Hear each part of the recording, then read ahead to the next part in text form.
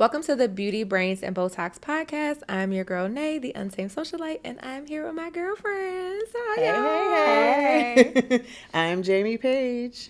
And I'm Yanis Monet. How y'all doing? Well, how you doing? How you doing? I'm doing all right. I'm doing okay. Doing okay. Well, you look good. Thank you. I feel, I don't know. How you feeling today? I feel like a socialite.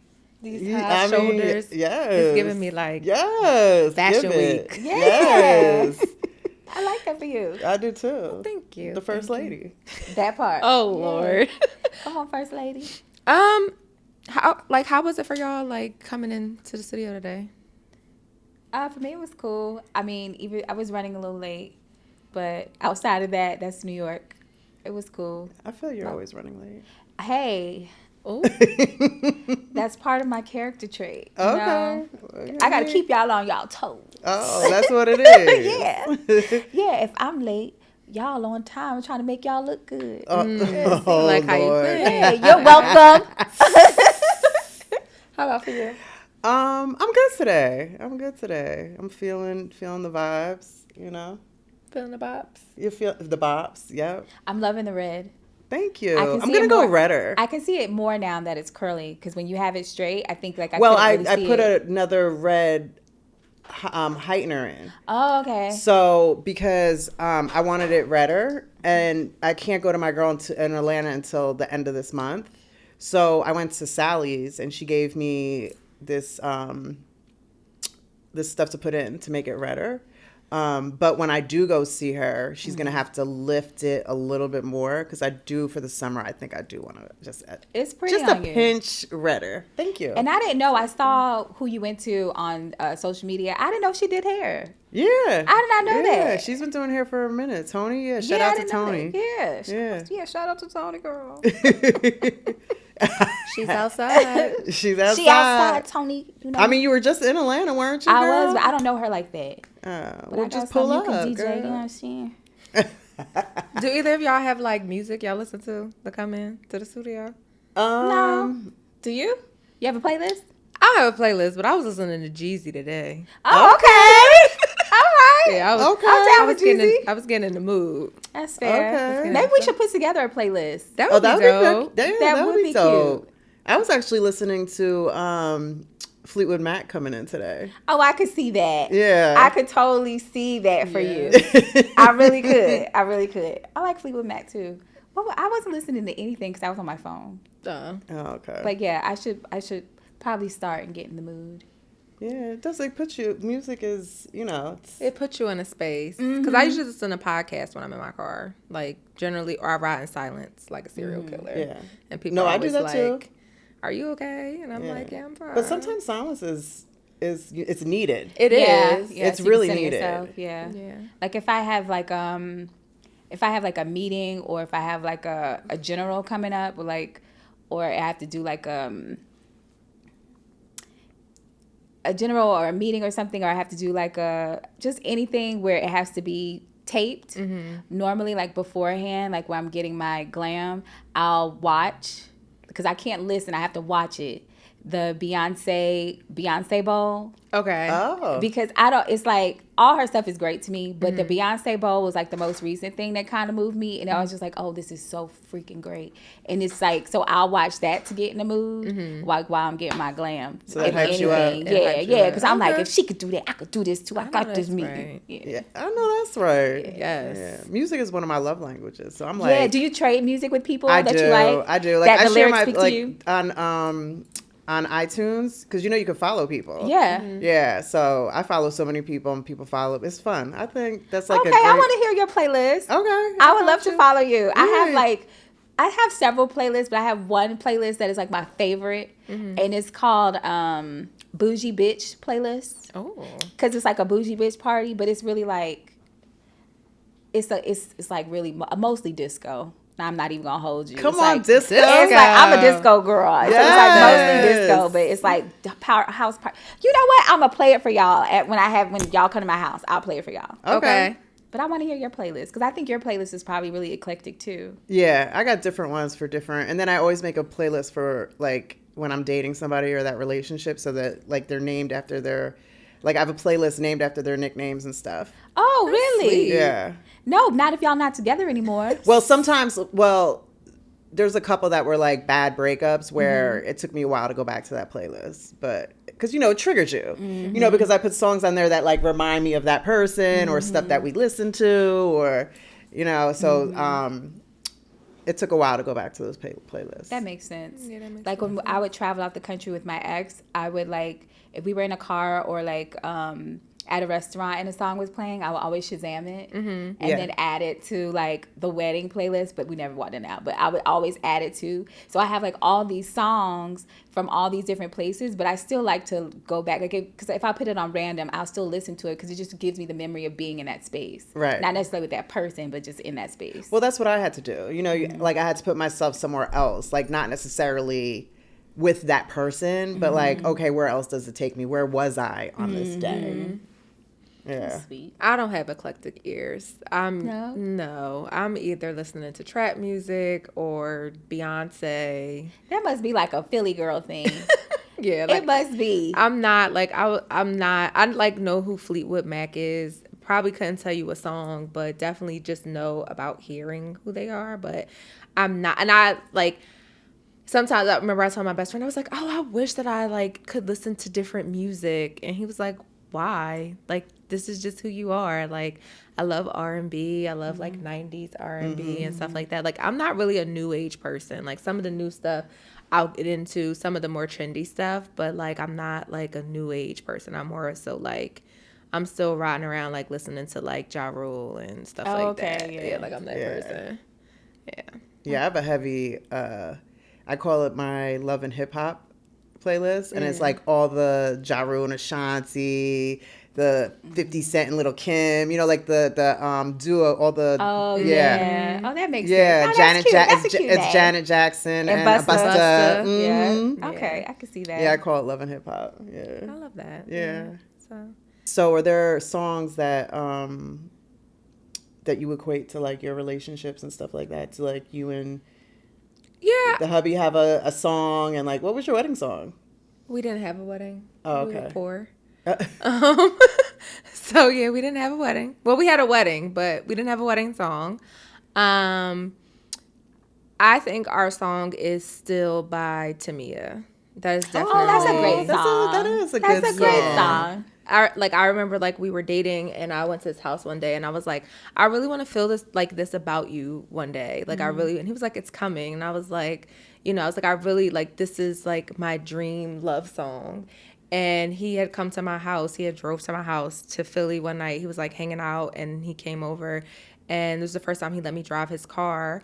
And when we got in the car, Still was on, and neither one of us had heard it on the radio before. Like we only heard it on like the music channel. Wow. And so it was like playing just on the regular radio, like not serious. And we were both like, oh, and it's just been like every time I hear that song, I just get really emotional because it just makes me think about him. How much I love him. Oh, how cute. Oh, bitches in love. I'm messing. I'm messing. That's sweet. Yeah. Do you have a what's like one of your favorite songs? Your like go-to song? I don't know. My stuff is so random. I think it just depends on what I'm in the mood for right now. Right now, I'm really big on Cleo Soul because I just went to the concert not too long ago. And so I'm really big on that. Also, her stuff is more like, to me, more like,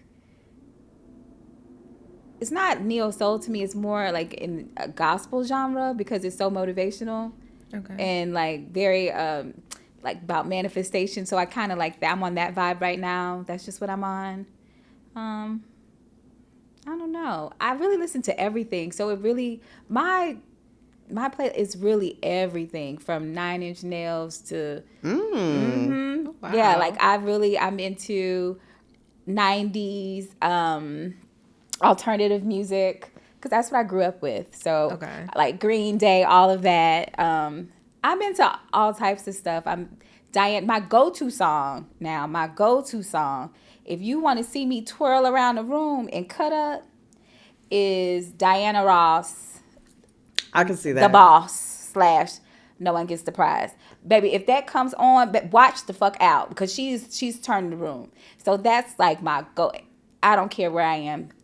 That is my I go-to. can see you listening to Diana Ross That's butt my naked song. in your house All with day. a big fur on All day. and just swirling You should around know. the You house. know I me, love that bitch. level of freedom. That's me all day. Yeah. That is me. That's what I do. Do you have a favorite song? I don't know if I have a favorite song, but like I want to say like back to like like the Ja Rule, and that was kind of like my era. Like that's when like I memorized all the words, and you play it out in your head. The videos, that's when music videos were big. Were you a video girl? Were you a vixen? I was in a couple of videos. Yeah, I can see you as a vixen. Yeah. But that was like, that was like the era of like, I was about to say Bad Boy, but Bad Boy for Life, honey. Oh yeah, that was the era. Are we allowed to like even listen to that music anymore?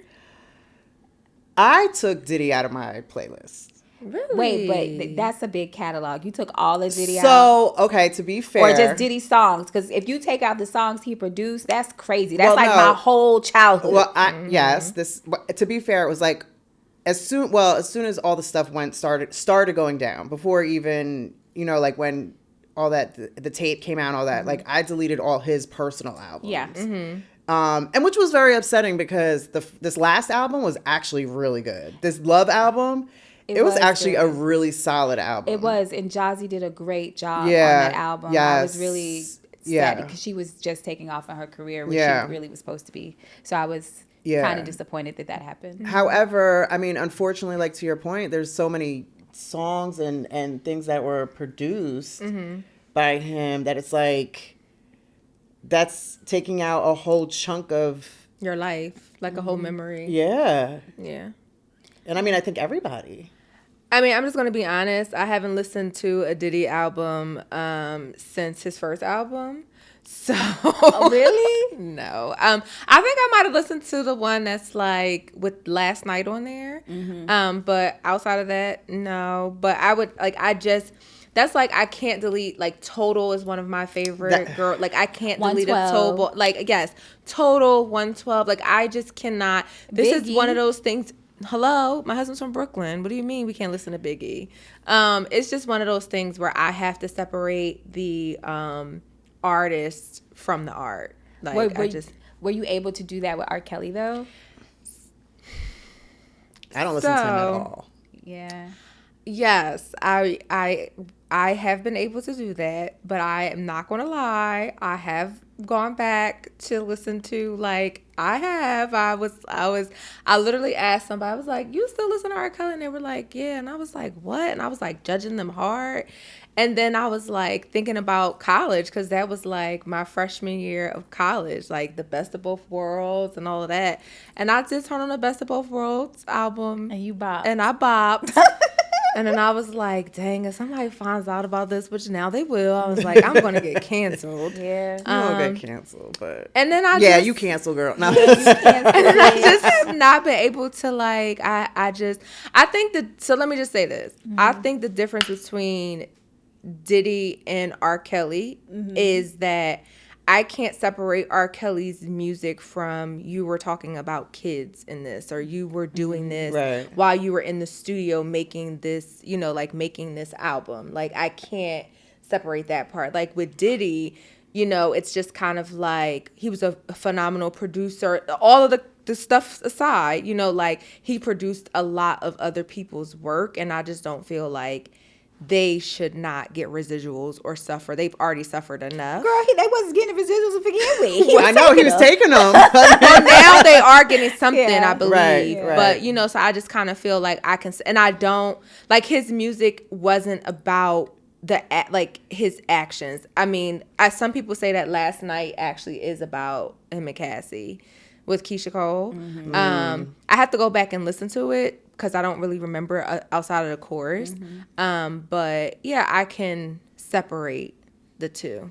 I think R. Kelly is just like, I, growing up, was a young girl who was adultified and stuff like that. And, honestly, until maybe the stuff started coming out about R. Kelly, I didn't even really understand or realize that I was like preyed on, like Yeah. you're 16 and your boyfriend is 21. That was like cute. Like, oh, I'm a fly back in the girl. day, Right. Yeah, but then when you look at it, you're like, when I think about it as a 40-year-old woman, what did a 21-year-old man want to do with me? Right. And so that kind of triggered that in me. So that's why I can't go back down that genre. Yeah. I think our generation was just different too, because I think like when we were in school, not that it was cute, but it was kind of cool. Like I just remember my girlfriends dating older people, and it just was normal. It just didn't seem out the norm. It was just kind of normal. But in hindsight, when you look back as an adult, you're like, there's no way that man, like, why is that man interested? Because we were kids, but you don't see that at the time. But I think that this generation is more aware and more alert to for sure, being groomed and all of that stuff. Yeah, I mean, I look back too, like same. I was dating a 21-year-old at 16, and you look back and you're like, who allowed me to date this motherfucker? Yes. You know what I mean? And then he was abusive, so it's like all the stuff that is going on right now is just very triggering. Like all this stuff with Diddy is very triggering because I've been in 3 abusive relationships, and one of them I almost lost my life. So it's just like, it's just so difficult to watch and hear the testimony and all the stuff that's going on right now because it's like, people don't want to believe it. It's like, oh, well, Cassie participated. She was getting her ass beat. Like, what don't you understand? Yeah. It's like, I don't understand how people can't wrap their brain around the fact that when you're in an abusive relationship, it's not that easy to leave. No. It's just not.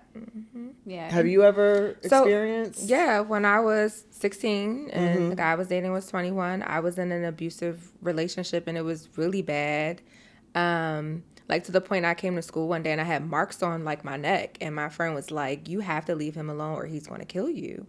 And then it was like so bad to the point of like, where they're saying like, why didn't she leave? Or, like she should have known better. And it's like, even after that relationship, like I would get into relationships with people. And I remember telling this guy I was dating in college, I was like, you don't hit me. What's wrong with you? You don't love me because you don't hit me. I'm not scared of you, so you don't love me. And so it was something that I thought was a part of a relationship. Like I had, like my mom had went through domestic violence and I witnessed that and we lived through a lot of that, a lot of leaving and coming back. And so I thought like, this is what love is. Like, this is what your boyfriend is supposed to do. And he was like, you need to, like, I mean, even though we were both young, he was like, yo, you need to get help. Like, it's really something wrong with you. You need to talk to somebody, So, yeah. Have you been in an abusive relationship before? I haven't been in a physically abusive relationship, but I've been in an emotionally abusive relationship. So, same thing. I kind of, honestly, I'm like, bitch, I would have rather if you hit me. Because the emotional manipulation and what it does to your psyche is kind of, I'm not going to say it's worse, but because I don't know your experience, like anybody's experience who's been physically abused, but I do know what it's like to be emotionally abused and manipulated and how that felt to me. And you don't feel it when you're in it, but when you're out of it, you realize what happened to you. And I look back and I'm like, for me to be such a strong person and so in my head so smart and so all these things, I don't understand how I let a person do that to me. But also I realize now that when people say, oh, they could have left, like, yeah, it wasn't always great, but then you trauma bond with that person. So then you're holding on to the times and the memories when it was good, and also even when they're being a bad person to you, at some point they turn and then they give you a little drop of niceness, so you want that person back because you're like, oh, they do love me still. So you try to make it work and do all the things, and then the manipulation and the lying and deceit and the cheating, all that comes back again. So it's just like you keep repeating a cycle. But when you're in a trauma bond with a person, especially for a long extended period of time, you don't know how to get away. Right. You don't know. And the fact of the matter is, you love that person. So even if they're being bad to you, you're like, oh no, I know they can be good, and I know if I love them enough, they'll see me and they'll love me back the way I need to be loved. So I can totally get how she didn't leave, how you didn't leave, how you didn't. Like, people don't understand unless you're in it. You don't fucking get it. Unless you're in it, you don't get it. Yeah, you're powerless. Yeah, you know what I mean? At the end that. of the day, you're powerless, and it's like it's a pattern. You know what I mean? It becomes a pattern of, like, to your point, like, it's like they give you a little inch, and it's like we see the better version of them. Yeah. You know, it's like we fall in love, like you said, you love them, but we see the better version of them to where it's like, it's almost like we're delusional. Yeah, you are delusional because you believe in the delusion that they sold you in the beginning. Because in the beginning, they're so great and they're perfect. And then you fall so mad. Yes, all of those things. And you fall madly and deeply in love with that person. And so you remember that person that they sold you in the beginning. Because that person is always there in your head. It's like, I know that you're not this bad. Like, I've seen you been before. Like, I know you be better. I know you love me. I know you can love me. You've showed me that. How did you come back from that? I think the best thing for me, and it's honestly been in most crazy situations in my life, I've just left. Like, I went away to college, so that put, like, a lot of distance between us. And then, like, when I came home from college, like, even with, like, my first summer home, I think we were, like, still, like, messing around and dating and stuff. And I think, like, just as I grew older and just kind of, like, it sounds really crazy, but I also feel like with him, I kind of aged out. Like, I grew older, he was growing older, so he was probably looking for younger girls. And so it just was kind of like, he like, we had a phone conversation one day, and he was like, if I ever see you, I'm going to mess your face up. And at that point, I had started modeling, and I was just like, yeah, let me leave him alone before he, like, stands on business. Like, this is getting crazy. Like, and so, and at that point, we weren't even, like, messing around or anything. Like, we were just literally having a phone conversation. And I think by then I had also realized, like, this isn't cute. Like, this is like, someone can get hurt, you know? And so I just was done, you know? Like, I just left. How did you leave?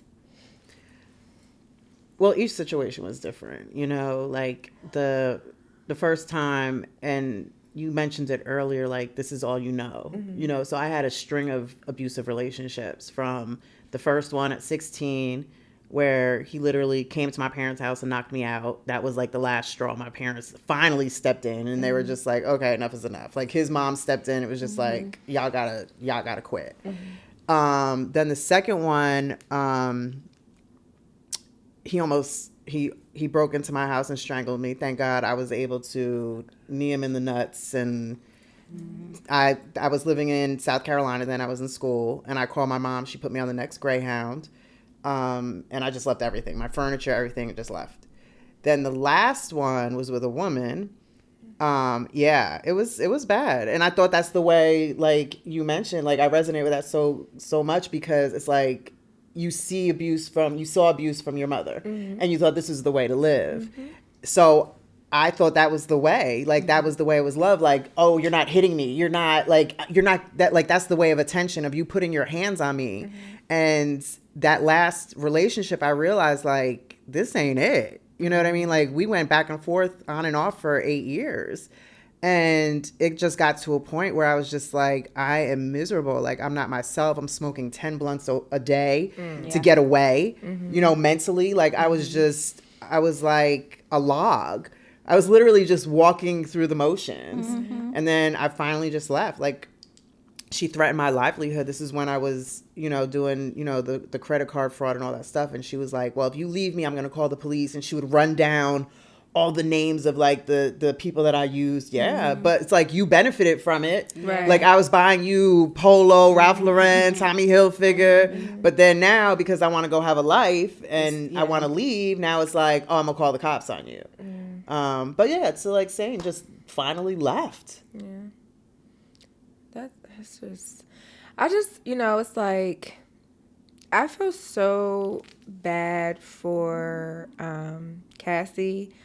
I feel so bad for, like, women who experience this, especially, like, women who believe, like, this is love. Like, I felt like for a long time love was like struggle, you know, like, it was struggle love. If you yelled at me, you loved me, that was a form of love. Like, if it was toxic, like, the more I could take from you whether it was cheating or manipulation, or like you said, like the more, because even after I was not in an abuse, like a physically abusive relationship, I was still like, the pattern still continued with abusive relationships. It just wasn't physical anymore. It was mental abuse. It was verbal abuse. It was, you're fat, nobody's going to ever want you, who's going to want you after me. It was like those kind of things, you know.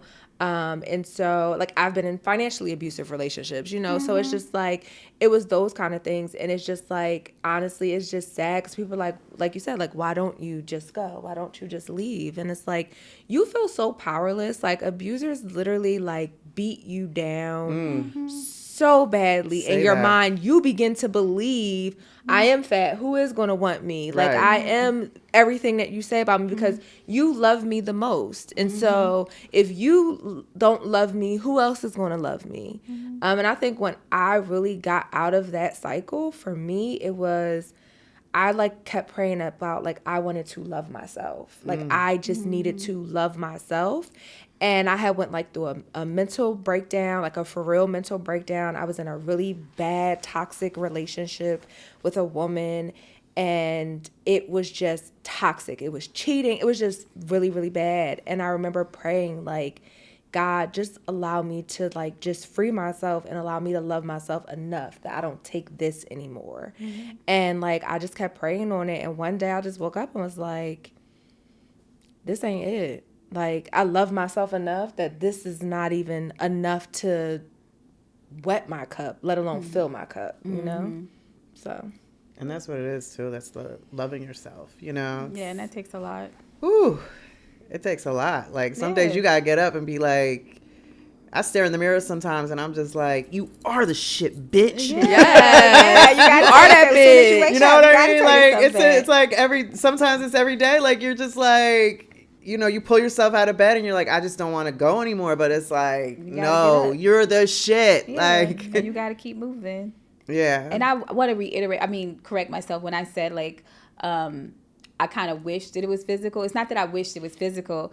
What I'm trying to say is more so, if it was physical, people would have saw the abuse, because people didn't realize how bad the situation was, because outside it looks good. On, you know, when you're outside with people, it looks good and they're putting on the front, but when you get home, it's different. So it was very like, damn, I wish people knew. I wish people could see a black eye or a bruise. Yeah, to see what but I was I mean, going they see it and they still don't believe it. Well, that's true too. Yeah. I mean, it's just like, it's wild to me how people like watch a tape, like it's right in front of your face, and it's like people still are like, oh yeah, she wanted it. You know what I mean? Yeah. And it's not even just from the men. The most shocking to me is the Women. Yeah. The women. Yeah. I'm like, oh, she wanted to participate. Like, no, you don't know. No, that's not how it works. Like, you don't know. If you've never been in a situation, you don't know. You've never been there. No, you don't know. And then sometimes I think that people forget that when you're that, I can't even really explain it. But when you're in it and you love a person that much, there are some things you are willing to do to compromise yourself to please your person that you necessarily would not do. And I can tell you there are so many times that I've compromised who I was as a person, my integrity, the person that I knew, to just make my person happy and put up with shit that I know that the normal bitch would not put up with, but I put up with it for this person. Yeah, I'm like, why would you do that? That was crazy. Or why did you allow them to do that? Is crazy. Looking back, but when you in it, you're just like, okay. You're like, doo doo doo doo. Yeah. It's like the cartoon character with the birds around the head. It's like doo doo doo doo. Yeah. It's almost like you're on dope. Yeah. Yeah. I go back You know what I to mean? like You're that time in my life, and I asked like my sister, my cousins, I'm like, I clearly was on crack, and none of y'all helped me. Right. Like I had to be getting high to was. like deal with this. Yeah. Like Everybody that I know, like when I got out or when the person, because they left me, I would have stayed. That's how much I was in it. I would have stayed, truly.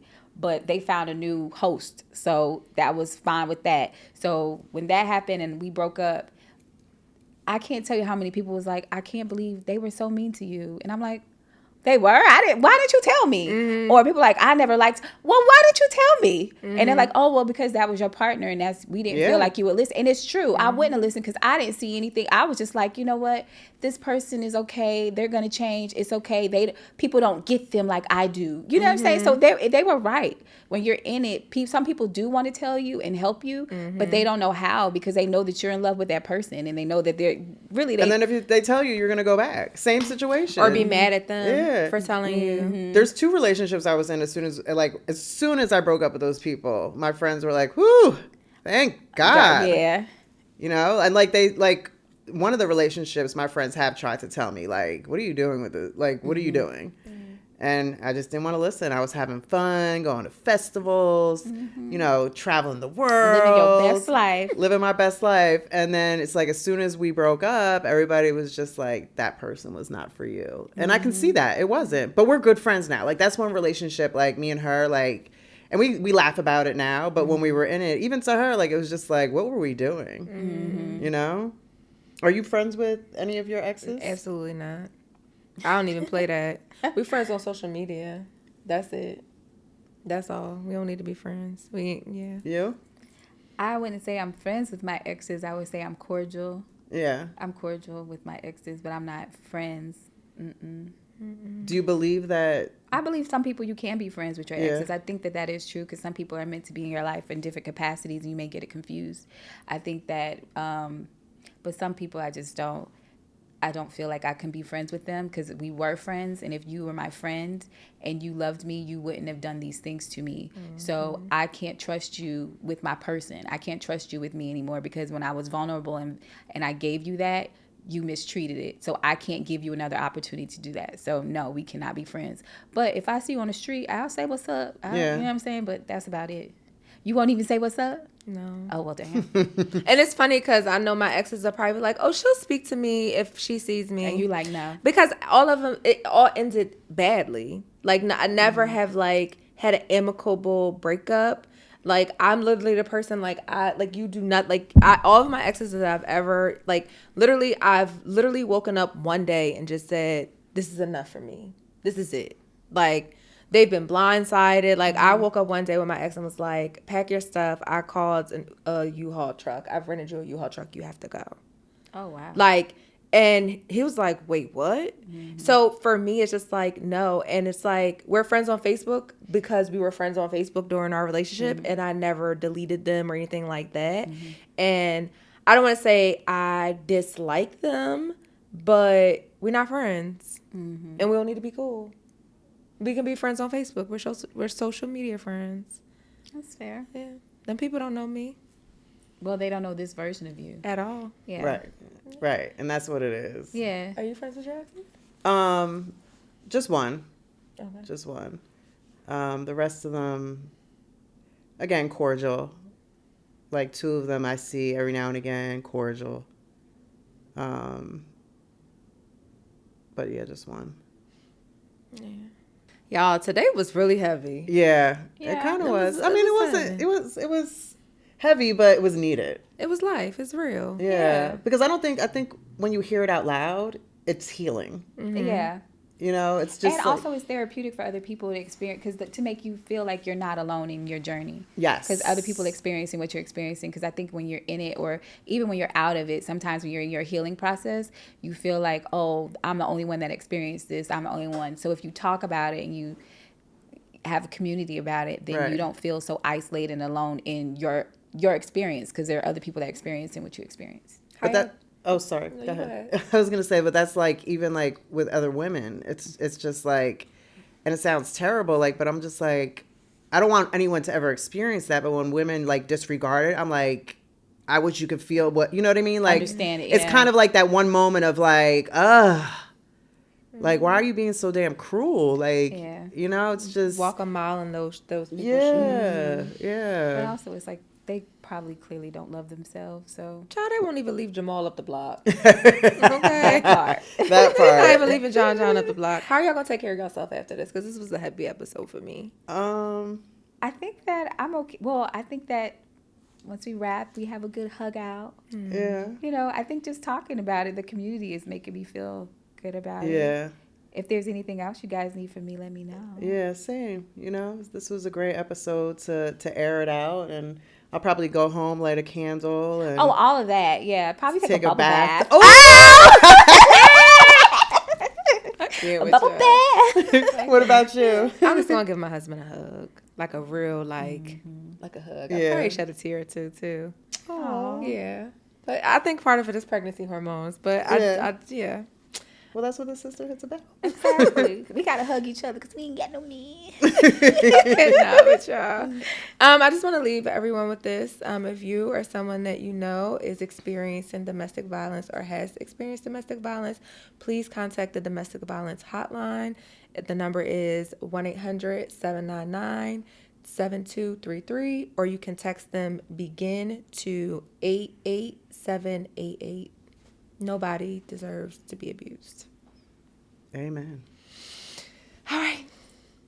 That's it. Come today, do lie.